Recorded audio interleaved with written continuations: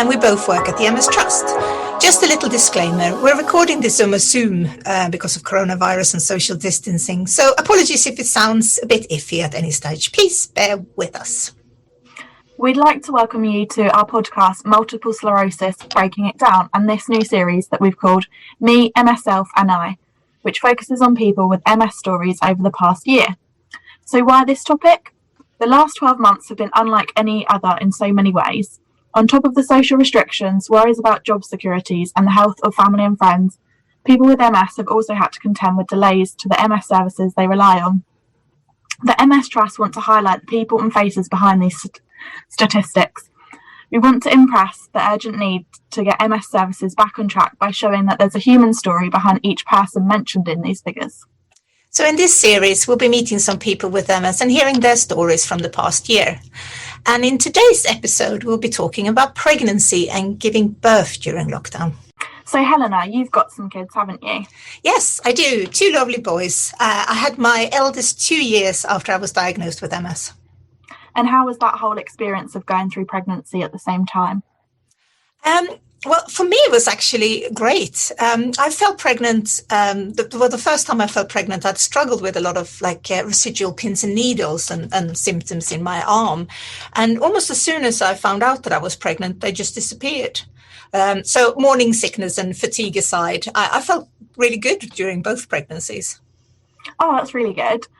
So we hear that quite a lot, like you say, that some women feel a lot better during pregnancy with their MS. Is that sort of right? Yeah, in some cases, absolutely. And I guess in some ways it makes sense, because if MS is sort of caused by a very active immune system attacking the brain, and then during pregnancy, the immune system kind of calms itself down a little to order the body to carry the baby or grow inside of you, which would explain why some women feel better. But I should point out that this is not for every woman with MS who feel fantastic during pregnancy. There are still people out there who have relapses and things. But so speaking about pregnancy, should we listen to our first guest? Here's Annie.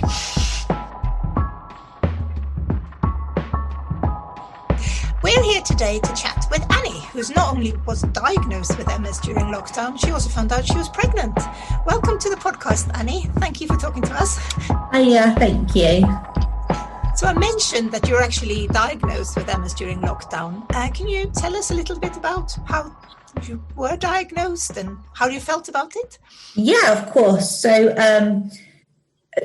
COVID lockdown, I decided, as most people, to go for my daily walks. One day, went for a walk and a fly flew into my eye.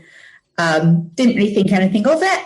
I went home, washed my eye out, and for a few days I had a bit of blurred vision. I didn't really think much of it, but my mum, being my mum, told me I needed to go to a doctor. So rang the doctors and they referred me to the opticians. They checked my eye out and there was nothing strange about my vision, but I was really poorly seeing things. So in basic, they referred me to the John Radcliffe in Oxford, to the eye hospital. There they diagnosed me with optical neuritis. And that's when they first discussed that MS might be something that I was suffering from.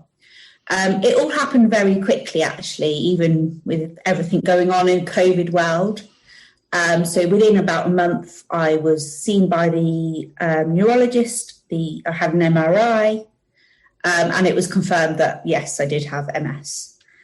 So it was a huge shock, but actually quite a relief to know that, okay, I've been suffering for years with tiredness and sore joints. And I was like, oh, I finally have a diagnosis. I can get something sorted now. I'm not just making it all up, and I'm not just lazy. I want to sleep all the time. So, yeah, it was actually a huge relief to know that it was something and it could be seen to and it was real. So there has not been any sort of discussions about MS in the past with the symptoms that you mentioned, like tiredness or aches? No, so I was actually diagnosed with chronic fatigue syndrome. Okay. But that was something I never really understood, because it didn't feel like that was the actual problem. Right. So I never really accepted it, if I'm honest. So to know that it was MS was actually a huge relief for me. Yeah. And did the optic neuritis clear up? It did. It lasted about 6 weeks. Yeah. And it was just in the one eye.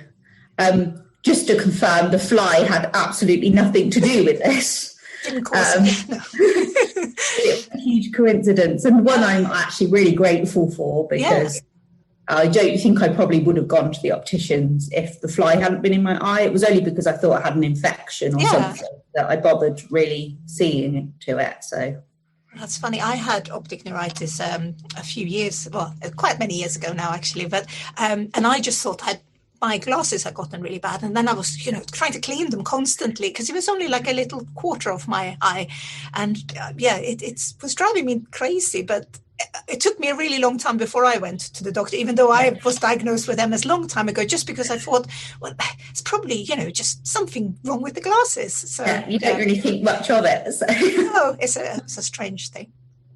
So did you know much about MS before you were diagnosed? To be completely honest, no. I know no one with MS. I hadn't really heard of MS at all. I'd seen it, on forms and things when you fill things in, but I didn't know anything about it. So all brand new. And once you were diagnosed, did you want to read lots of things, or did you feel like, no? Yeah, I'm a little bit of a geek with that sort of stuff. I wanted to know everything. Yeah. So I was on lots of websites, I was on forums, I was asking lots of questions. But then, like you say, shortly afterwards, I fell pregnant. So my focus shifted quite a lot. Yes, I can imagine. Wow. That's must have been quite strange as well. I mean, not only to go through MS diagnosis, but then pregnancy through lockdown as well. How was that? Yeah, I mean, to be completely honest, I've been very positive throughout lockdown, and having MS and the pregnancy has actually been a real bonus for me, because I've got to work from home throughout COVID, which means I can have a cheeky nap at lunchtime, or, on my breaks when I need to. And the MS has not affected my pregnancy whatsoever. So I've been so lucky not to have any relapses throughout pregnancy. But I've got so much support and care around me, both from family, friends, and the NHS have been amazing in supporting me. That's fantastic to hear. Yeah, I did feel the same when I was pregnant. I felt really quite well in myself. Well, apart from morning sickness, that wasn't the most fun. But I did feel like, it's funny with MS. I just always feel like, I shouldn't take a nap. That's too much. But with pregnancy, it was like, well, it's my excuse. I'm gonna go and have a little nap. I lay down now, because nothing is as good as a nap sometimes. So, I mean, you said you were working from home as well. So how you found lockdown in general, sort of? I mean, it's definitely, for me, had its positives with, like I say, working from home. I can take my time with things. I don't need to worry about so much getting up quickly to get dressed and things. Being pregnant, it's quite nice to have a little lying. But it has been strange. Obviously, I've missed out on things like parenting classes, seeing friends and family, and just, getting to see them when they see my bump grow, or but I've got so much support around me. I mean, my friends did a virtual baby shower for me. Lovely. So that's been really nice. I've got to see people, and I've got a big family, so we've been doing online quizzes and things. So I've never felt that it isn't impacted me as much as it has impacted some other people. And obviously continuing working has also meant that I've been quite distracted, and I've had something to get up for in the morning. Yeah. So a lot of people found lockdown quite negative, haven't they? So what do you feel like the hardest parts for you were? Was it not to be able to see your family, or? Yeah, I think not seeing friends and family has been the hardest part. But then, like I say, I've been able to see them on Zoom calls or Skype and things like that. So I've managed to still have contact with people, but it's been very strange. But then on the other hand, with the positives, I've also sold our first house and bought a second house. Oh, wow. I passed my master's degree. I went on holiday back in January before lockdown. So 2020 wasn't all bad at all. I was going to say, that's a quite busy. Wow. Well done. And congratulations on the masters.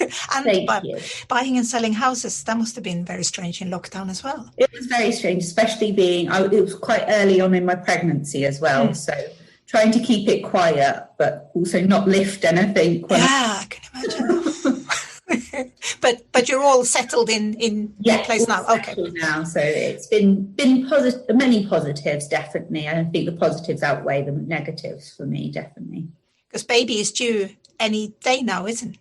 Yeah, due date was yesterday, so counting down the days now to get her here. But hopefully in the next few days she's here. Oh, how exciting. We'll have to do a little catch up with you because by the time this goes out, because this goes out during MS Awareness Week, so you'll have to let us know how it all went. So I can update the podcast on that because everybody will want to know. So obviously being diagnosed and going through pregnancy, you must have had sort of some meetings with nurses and midwives and things. How did that all work during lockdown? Yes. So obviously, when I contacted the doctors to say I was pregnant, having MS, I was referred to what's called the Silver Star team at John Radcliffe in Oxford. So I'm under specialist care as classed as high risk, even though my pregnancy hasn't been high risk.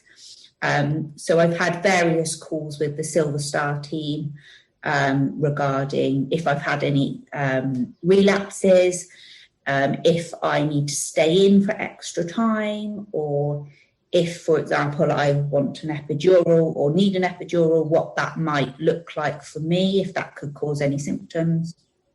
Obviously, I've been speaking to my neurologist throughout. I've decided not to start any treatment whilst I'm pregnant. So afterwards, approximately 3 months after giving birth, I'll probably look at treatment. I am hoping to breastfeed so that there is a limitation on what treatment I can have. But obviously those options are being explored, and I can do a little bit of research for myself to see what works best for me. So I've actually had quite a lot of support from the NHS and various teams to help me feel kind of that everything's going to be okay, really. But I mean, that is really good to hear, because we have heard some worrying stories about people, appointments being moved and they feel like they've actually deteriorated a bit just purely because they've not really been seen. So, I mean, that's really good to hear that they, and especially when you're newly diagnosed as well, because your head will be filled with lots of questions. Yes, definitely. So, looking forward now to going to the future. I mean, today is actually the day when some of the rules have changed, isn't it? We're supposed to be allowed to meet up 6 people now. And I was out for a little walk earlier and I certainly saw people taking advantage of that because it's nice and lovely and sunny and things. But considering that baby is due very soon as well, I mean, what are you looking forward to doing, like, when things change? So I'm really looking forward to hopefully seeing friends and family, even if it's in the garden with the new baby, just so they get to see the baby as well, because obviously a lot of babies born within the COVID period haven't been able to meet grandparents or aunties, uncles. So I'm really looking forward to allowing other people to meet her. And also things like baby parent groups. I'm really looking forward to trying to start some of those. Meeting other new mums, and also just going back to a little bit of normality, whether that's going for coffees with some friends or going for a walk with someone, just to have normality, although I'm sure my normal's going to change so much anyway with having a new baby. Tend to do, yeah. Have there been any sort of, you said that you missed out on parenting classes and things like that. Have they offered anything like that virtually as well? I know, like NCT classes or anything like that. So I think NCT classes, they are online. I've chosen not to take those online. So I've found various parenting groups and classes that are online and webinars and things like that. So I don't feel like I've missed out too much. And also I've got quite a big family, so lots of nieces and nephews. So I've been speaking to all my sisters and my brother to check if everything's normal or ask any questions that are a little bit strange. So yeah, it's been really positive in that regard, that I've been able to find out things. Because I think I found when I had my two children, well, especially when I had the first one, because I'm an only child, so I didn't really know much about babies at all. I'd never changed the nappy, but I found like having some of these parents' classes, you sort of connected with other people that you could text in the middle of the night and say, I can't sleep, this is happening, and what's going on, and why is my baby's poo this colour? You know, it was very, because you couldn't really text anyone that, because they would be absolutely appalled. Yes. So because you do become a bit of a strange being, I think, when you're a new parent, but it's all lovely and fantastic. Normal. Yeah. No, but that's really nice, and hopefully once things starts calming down a bit, you will be allowed to go out and do meetings and things like that. Do you know if there's any groups, like baby toddler groups, that have plan to start up?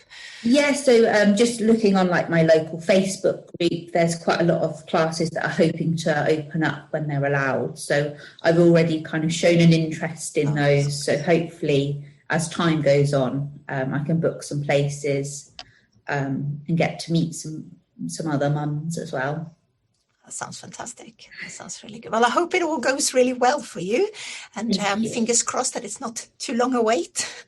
Thank you so much. Yes, I'm hoping she gets moving quite soon. I'm looking forward to meeting her, definitely, and I'm sure it's going to be very strange to begin with COVID and MS. Who knows what's going to happen, but I think if I just take each day by day, and then we just kind of go with the flow with everything, to be completely honest. Yeah, no, I agree with that. I think with parenthood, it's you can be as prepared and planned as much as you possibly can, but they can all go completely different anyway. So I think it's best to just kind of roll with the punches when it comes to that. Absolutely. Now, if you were to give some sort of advice or something for somebody who thinks they might, they might have some strange symptoms and they're thinking of contacting their GP. I mean, obviously you had a fly flying into your eye, so that was a bit of a strange one. Sorry. Yeah, I mean, I would say to anyone, if they think they have any symptoms, to go to their GP. I mean, obviously I was having symptoms before, but didn't know. Perhaps I was having relapses and didn't know when I was, exhausted, and they diagnosed me with chronic fatigue. But I just think if something doesn't feel right, do get it checked. And I think with COVID going on, it's been quite difficult, and people have been maybe a little bit cautious of visiting their GP. But these things are so important to get checked out, and hopefully, it's nothing. But it's definitely worth checking. And I can't fault the NHS. They were so quick with dealing with my diagnosis. I was diagnosed within a month of having the optical neuritis. So, and throughout pregnancy and throughout this year, I've constantly had support. So I just think as long as you contact, and you might not get diagnosed straight away, it might be a misdiagnosis, but if you're not 100% sure, just keep going back. And at the end of the day, they get fed up with you, and they will do the correct tests and things to check. Yeah, no, I think the fact that, showing that people have been diagnosed I think a lot of people might feel like, I don't want to bother the NHS, or I don't want to, and I think that it's very important message take home from this, that if something doesn't feel right, you should. It's within your right to go and talk to your GP. Absolutely, yeah, definitely. And if it wasn't for the fly going into my eye, maybe I wouldn't have. So I feel very fortunate that did happen to me, and I had such a big episode, because if it was something smaller, maybe I wouldn't have bothered doing anything. So, but because obviously it was my vision and my mum kept on at me to get it sorted, it encouraged me to go and get it looked at. So definitely would encourage anyone just to go, and even if you don't think it is MS, maybe do a bit of research. And you might realise that the symptoms are something of MS. Yeah. Excellent. Well, good luck with absolutely everything, and I hope we'll get a little update when there is a baby there. Yes, definitely. I'll let you know and let you know how it all goes. And fingers crossed all goes to plan, but who knows? Oh, I'm sure it will do. Well, thank you so much. Thank you very much. Now, if this was a commercial podcast, here is where there would be an advert. But as we're a charity, we don't do that. So instead, we'd like to take the opportunity to tell you about our fantastic resources for people with MS. Our website, which is mstrust.org.uk, has tons of information and resources for people affected by MS. In our A to Z, we have a whole section about pregnancy, where you can read all about how it affects your MS. There is also a section about breastfeeding, so if you go to mstrust.org.uk/A to Z, there'll be more information there. Next, we'll be chatting to Jenna from Glasgow, who was diagnosed in 2017 and gave birth during lockdown. Here's her story. Let's welcome our next guest onto the show, Jenna. Jenna is here to tell us her lockdown story about MS and pregnancy. Thank you for coming on to the podcast, Jenna. Thank you for having me. Could you start by telling us a little bit about yourselves? My name's Jenna. I am 29 and I'm from Glasgow. And I work as a tax advisor normally, although I am currently still on maternity leave, which is due to end in the middle of June. So I'll be going back to work very soon. Not looking forward to it. Been enjoying my time off. Do you know if you're going to be going back into an office, or are you sort of going to be work from home? Do you know this? So at the minute, the office still isn't open yet. I think it will be a sort of, when the office does open, it will be a sort of mix of maybe 1 or 2 days at home, and or a couple of days in the office. And I used to work full time, 5 days a week. I'll only be going back 4 days, not because of my MS. It will be more just for childcare purposes, but it will be nice to have that day. I bet. No, absolutely right. So we've mentioned obviously that you do have a child, but shall we start at the beginning? I was going to say Shall we start at the beginning? Could you tell us a little bit about how your MS diagnosis and that came about? So I was diagnosed with MS on the 11th of December 2017. That's not a date you forget. So that was about 2 years after my first sort of symptoms. So I had labyrinthitis, which is like the nerve in your inner ear, causes dizziness. And then about 3 weeks later had optic neuritis in my right eye, and that sort of happened around June, July 2015. So at the time of these sort of two symptoms, as I've never really been a person that's been ill before. I rarely sort of got colds and flus and things like that.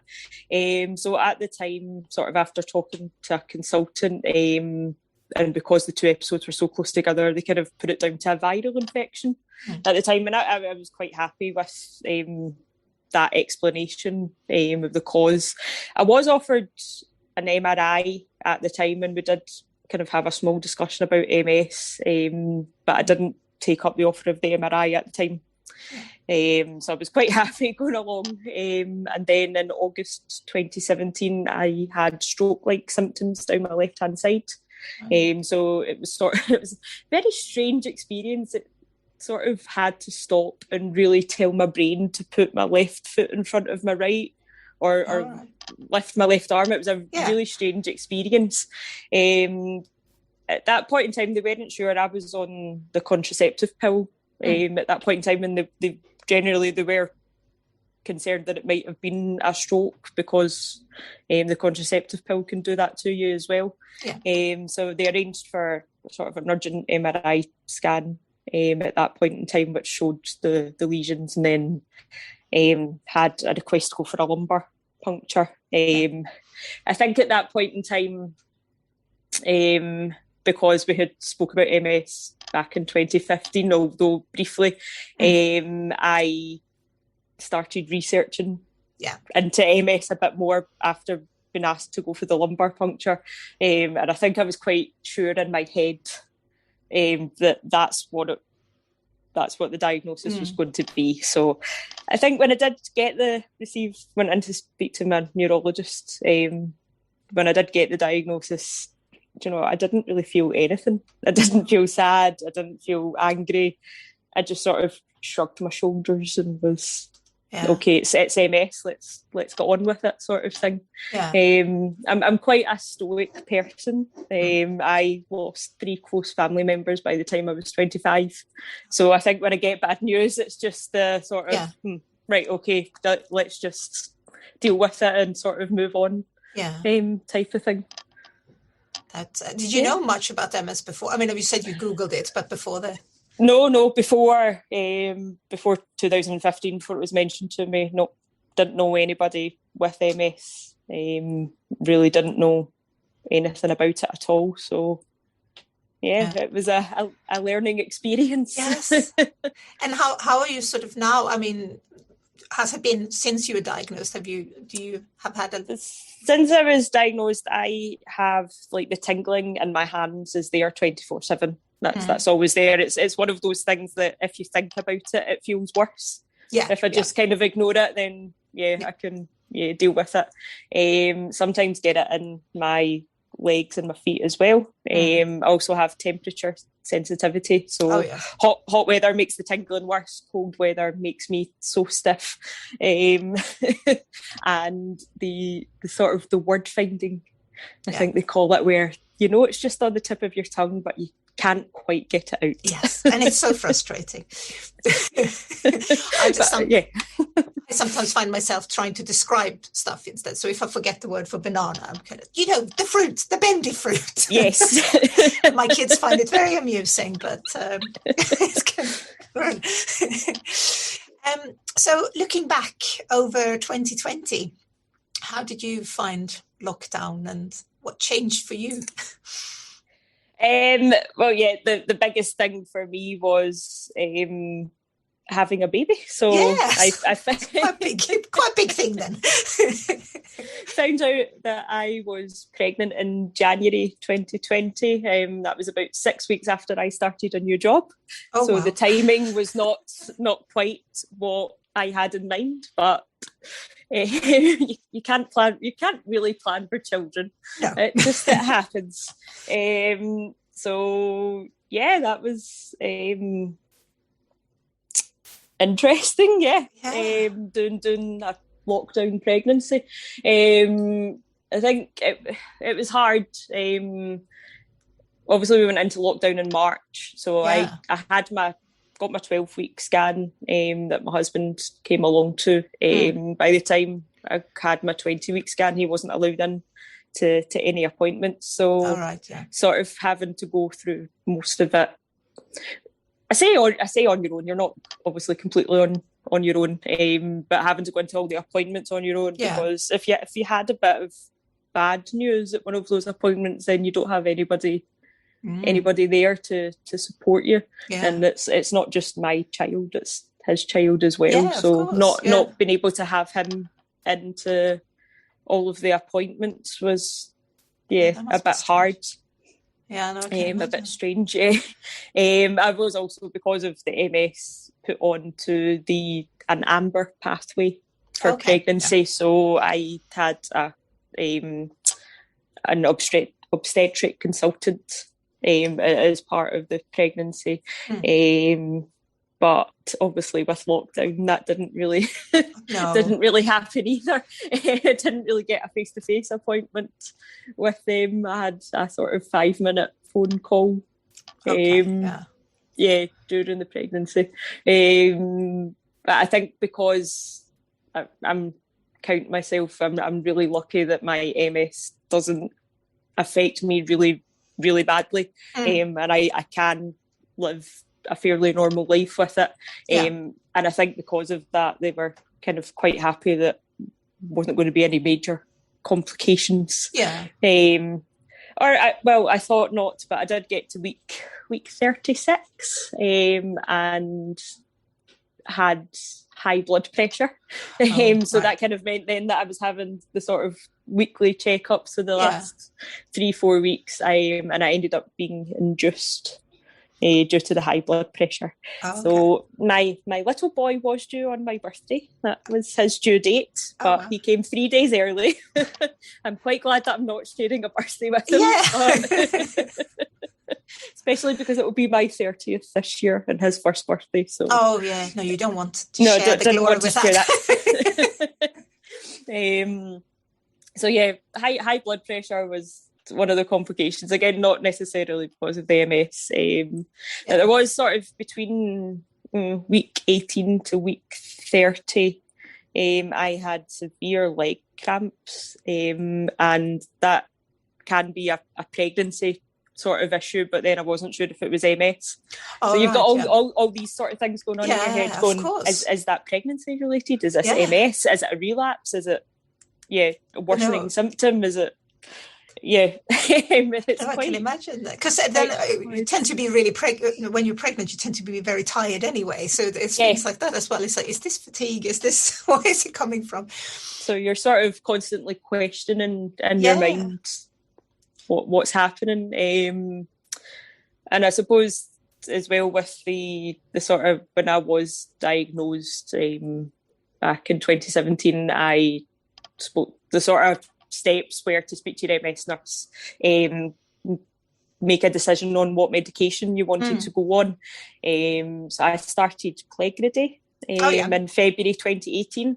Now, when I started that, the advice was that you had to stop for 3 months before you got pregnant, and you couldn't take it while you were pregnant. But the advice, as everything with MS does, it changes constantly because there's always new research going on.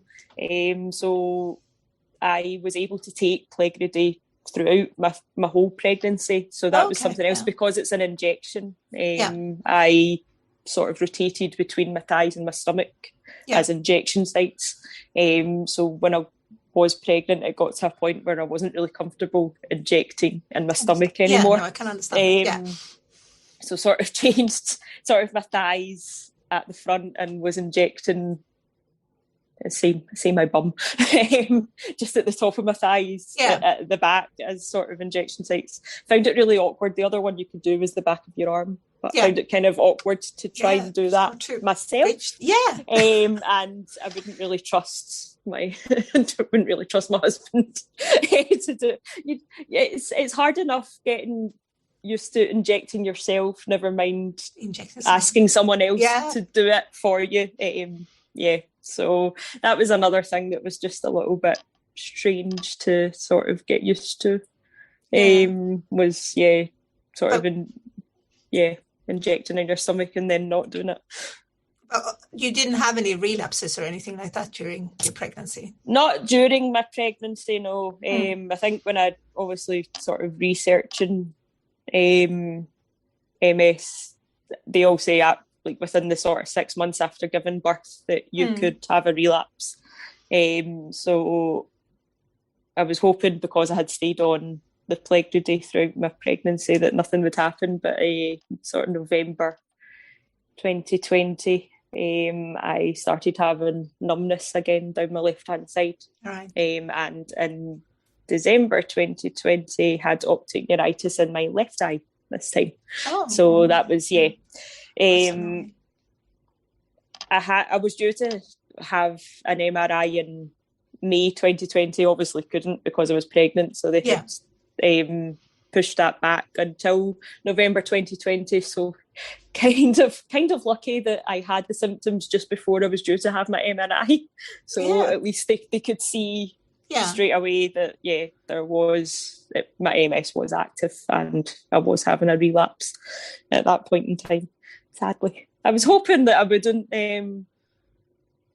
need to do anything else. Was sort of hoping that I could continue just taking Plegridy and I'd be okay, but it is what it is. So did they then decide that you should start on a different treatment, or? So had sort of spoke to the consultant again. They gave me 5 options because I was taking the Plegridy and still had a relapse. That was obviously not working. So to go into a sort of stronger medication, which, I mean, I kind of felt like I was back to square one again on having to choose a new medication. There's so much that came into it the first time round as well, because I had just got engaged, so I knew I was going to be getting married and was going to start planning a family. So wanted something to sort of fit in with that.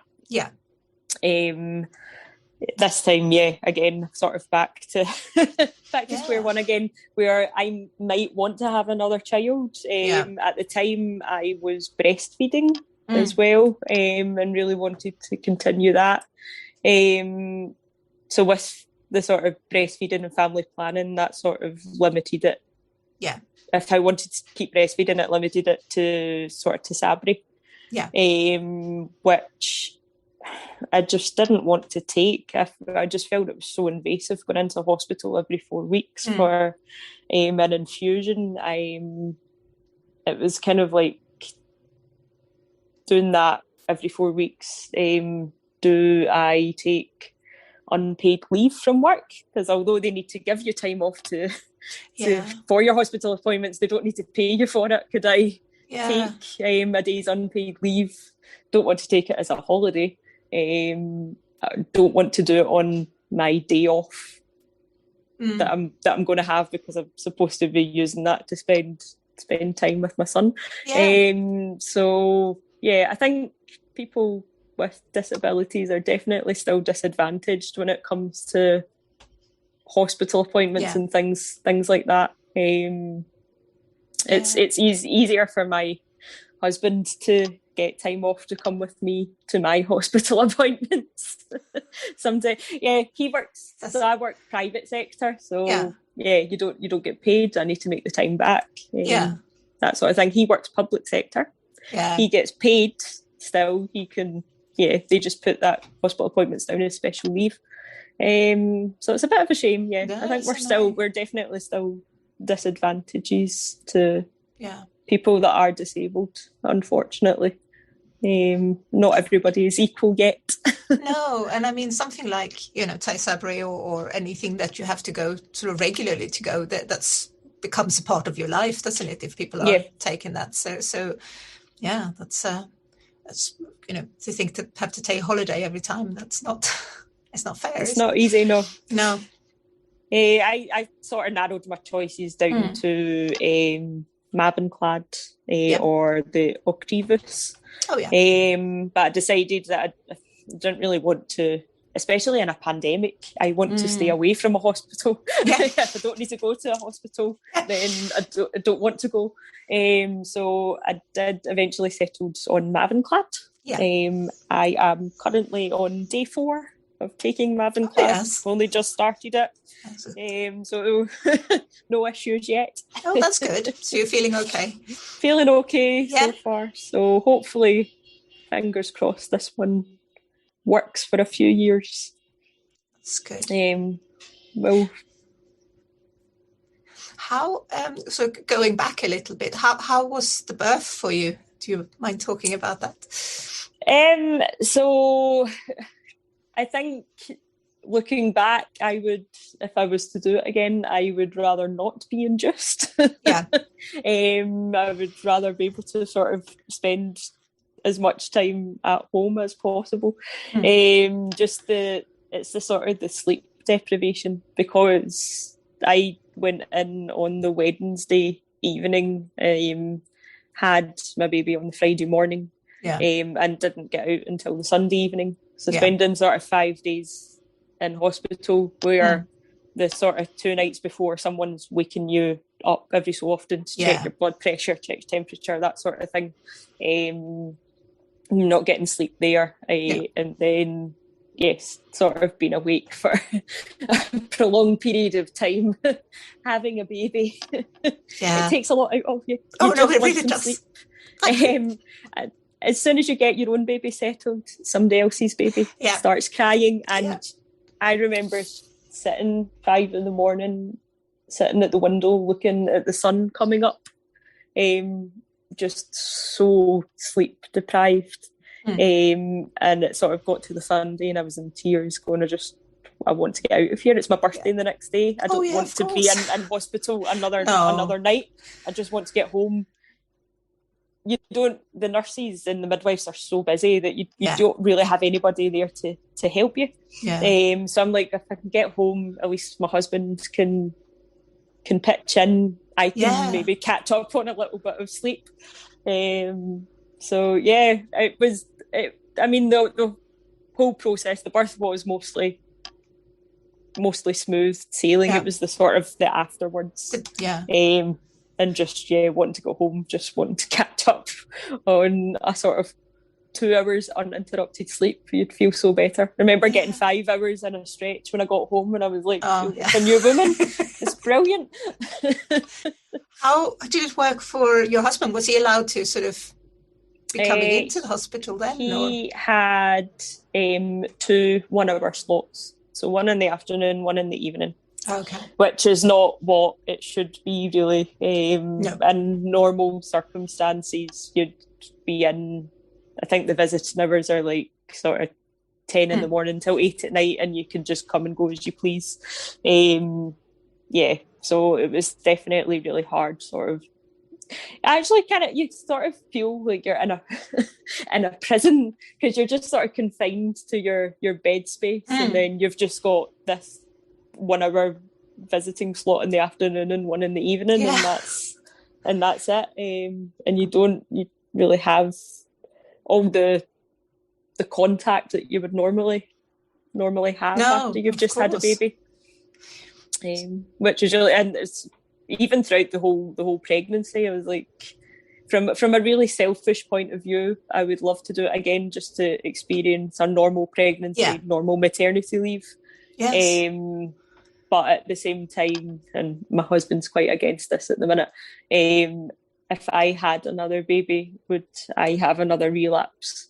Would it put me in a worse position than what I'm in just now? And there is so much that you need to sort of consider. And then you'd have another child to run about after. Could you juggle 2 children as well? Would that make you even more fatigued? Even sort of worse off? So there's so much to sort of think about. But at the same time, from a selfish point of view, I'm like, I really want to be able to go out to mum and baby groups. I don't have any sort of support that way. Strange. But actually, my sister gave birth 3 days before me. Oh wow! So we both had our first babies at the same time, nice. Which is really, really nice to be able to have her to bounce things off of. But at the same time, you want to be able to get out and go to these sort of mum and baby groups, of course, and things like that, and just not having that support network. I've not been able to really have my mum and stuff up.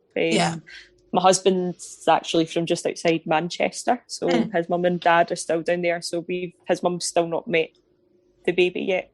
And he's 7.5 months now. So fingers crossed, we are hoping if they stick to the roadmaps that they're on, that we'll be able to travel down to see her in the middle of May. So just a few more weeks, hopefully. But she's really desperate to see him. So I think it's really hard that we not having that extra support. And for people with MS, you want that extra Yeah, help. absolutely. Even if it's not somebody coming up to watch the baby, but just someone coming up to maybe cook you dinner, bring you dinner, help you tidy up a little bit. Yeah, exactly. That sort of thing.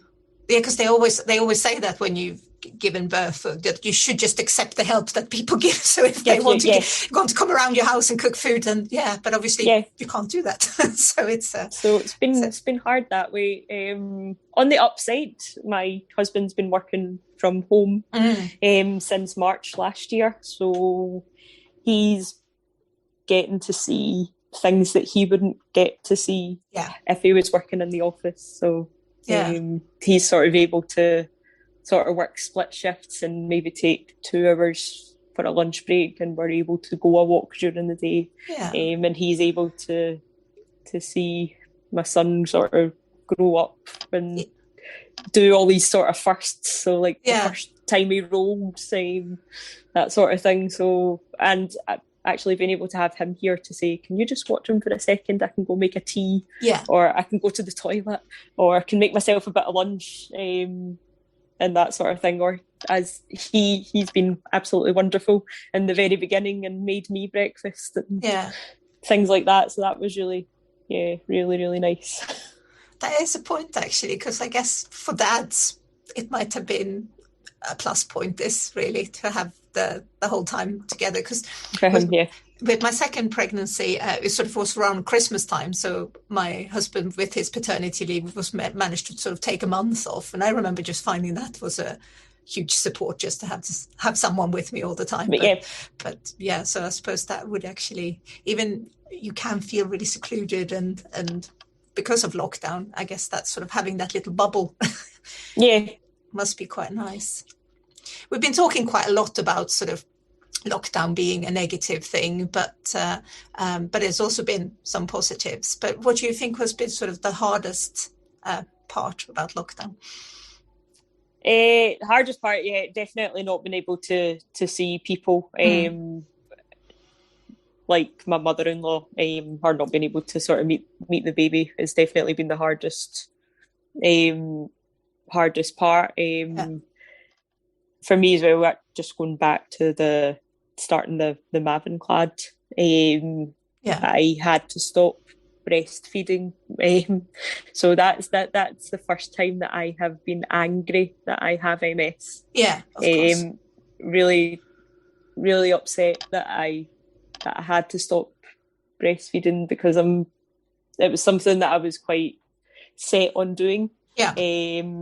And had my goal that I wanted to do it for 6 months at least. So sort of been told that you need to stop doing that to take medication. That's the first time that I've been really angry that MS has stopped me from doing something. When I first got diagnosed, I still got married. I trained and ran a half marathon in September 2018, raising money for MS in the process. I was like, MS is not going to stop me from living my life or doing anything.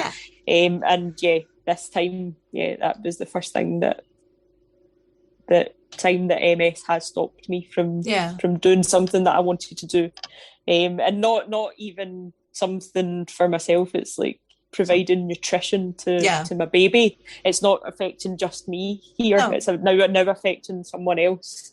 And I want to give him the best start in life that I can possibly give him. That was really, really angry that I had to stop doing that.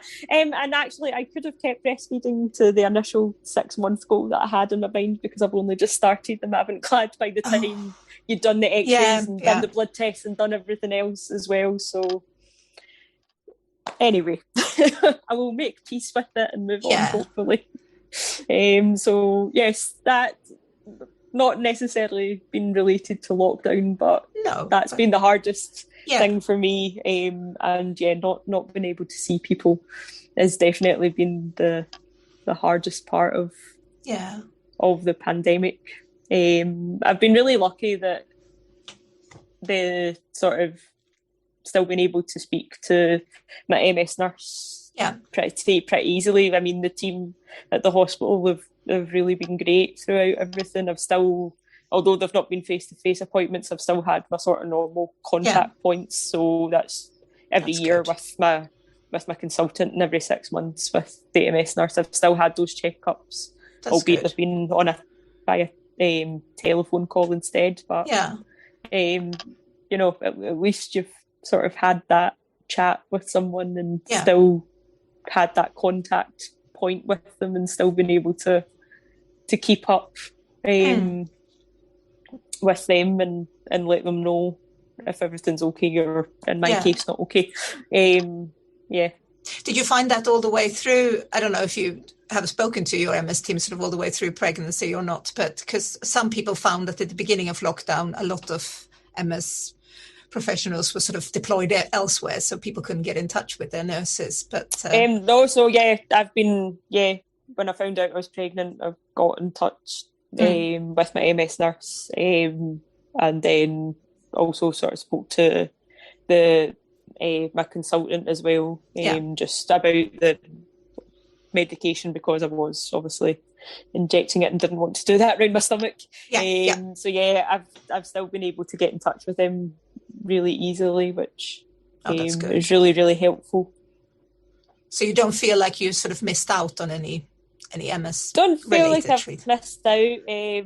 No, I think it might be harder maybe for people that are a bit more affected than me with MS, but for me, I've most of my appointments I go in, I have a chat for 10 minutes, and I don't really have that much to tell them. So telephone consultations for me kind of actually suit me better than having to take that extra time to travel to a hospital and that sort of thing, especially when I was working. It's although your appointment might only last half an hour, it's the 45 minutes getting there and getting back, so you end up out of work for a whole afternoon. I think telephone consultations for me, I'm not that fussed. No, and I think that's, if there's something that we can take from all this, is it's hopefully that everybody can be a bit more flexible when it comes to things like this. With work and appointments, and I suppose that will suit you better as well, if so you don't have to take time off. Properly. That would definitely suit me better. So, I mean, we've started to move some steps. I know Scotland works a little bit different from in England where I'm based, but we're sort of we're moving forward a little bit now, aren't we? So what are you looking forward to? I'm guessing it will be to see more family. See more family, just to be able to, I'm so fed up of doing the same thing all the time. Like I try and get out a walk every day just for the fresh air. So it'll be nice just to maybe be able to go a bit further afield. On a walk and just sit in a cafe.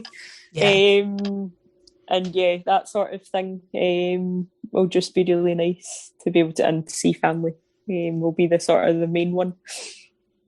I mean, there's some light at the end of the tunnel, hopefully. Well, hopefully we're all getting there. I know, because I do remember like the one of the lovely parts of being at home with a baby was to sort of go and sit in a cafe with some other mum friends and just talk to people and share experience of what was going on. And I think that must be incredibly hard, because, when you were tired and sleep deprived, it was always just nice to see other people who had the same look on their face. And and just to have other people's experiences, just to sort of bounce things off of them and say, is this normal? Is your baby doing this? Sort of thing. Just reassures you. So I think there's been definitely relying on technology a bit more. Because my antenatal classes were all done via Zoom as well, because I didn't get them face to face either. So the NCT group, they sort of ran a breastfeeding Zoom sort of chat every week. So I did join in with them at the start, which was really nice, just to sort of be able, albeit virtually, just to be able to see someone else and have a chat with other people, and sort of keep that connection. That was nice. Yeah. Are you concerned about any sort of returns to normal? I know some people have been very nervous about sort of coming out from lockdown, or are you quite ready for it to sort of be done with now? I'm ready for it to be done with, but I'll definitely be a little bit more guarded, especially starting the Mavenclad, because it's an immunosuppressant. So I think I'll certainly need to be a bit more sort of guarded, a bit more careful about how much interaction I'm having with people and what I'm doing. I have had my first dose of the vaccine as well, which was something that as soon as it was offered, I was definitely taking it. There was no sort of hesitation in my mind, although I had the AstraZeneca and all the news at the minute with the blood clots. Thankfully, I had a sore arm for 1 or 2 days, and that was the only side effect that I've had. So I think with the vaccinations, it seems to just affect everybody in different ways.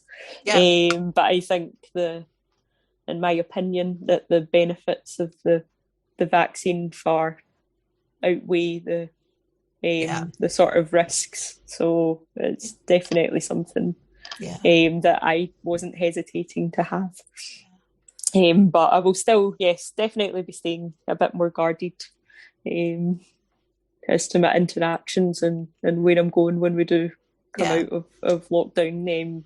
Not just because of COVID, but just general colds and flus. Now I'm going to be a bit more susceptible potentially to catching those sort of things. So I found when my children went back to school after lockdown, within a week of them going back to school, we all had colds.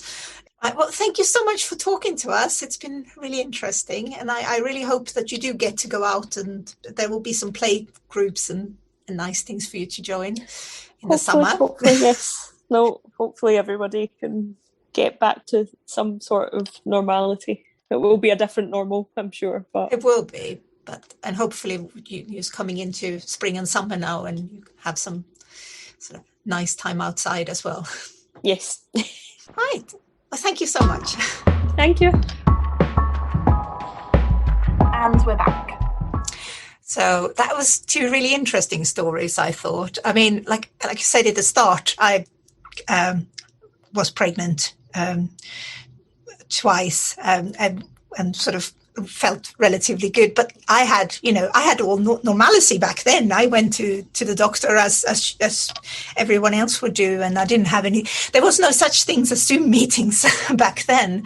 So I think it must have been very, very kind of weird to go through that. And I think one sort of safety network for me when I had my first son was that I had gone to sort of NCT classes and parenting classes, so I knew a lot of other people that were in the same situation as me that I could meet up with.